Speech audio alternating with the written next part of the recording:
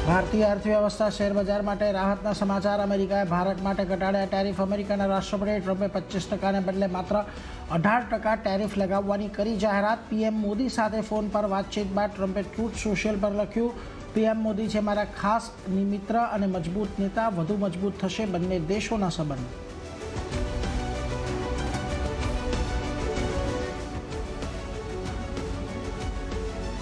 Trade ડીલના સમાચાર બાદ બજારનો બુલ્સનો જોશ high. 750 પોઈન્ટના ઉછાળા સાથે નિફ્ટી 25,700ની નજીક।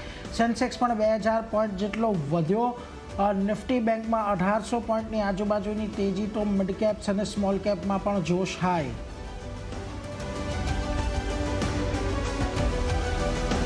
ટ્રેડ ડીલને પગલે ટેક્સટાઇલ સેક્ટરમાં આવી જોરદાર તેજી। કેપીઆર મિલ, ગોકુલદાસ એક્સપોર્ટમાં લાગી અપર સર્કિટ સાથે વેલ્સપન લિવિંગ, અરવિંદ આદિત્ય બિરલા લાઇફસ્ટાઇલ જેવા સ્ટોકમાં જોરદાર ખરીદી।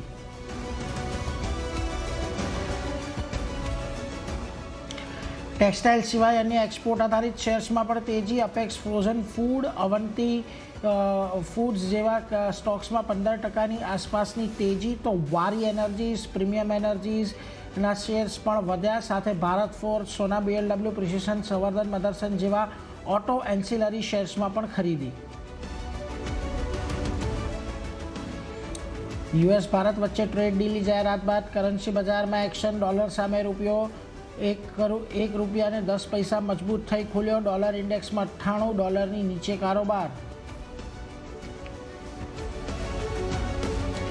ભારત યુએસ વચ્ચેની ઐતિહાસિક ડીલ માટે એનડીએના નેતાઓ દ્વારા પીએમ મોદીનું કરાયું સન્માન। હાલમાં જ એનડીએ સંસદીય દળની બેઠકમાં પહોંચ્યા, ત્યાં અમેરિકાની ડીલ અંગે આવી શકે છે મોટું નિવેદન।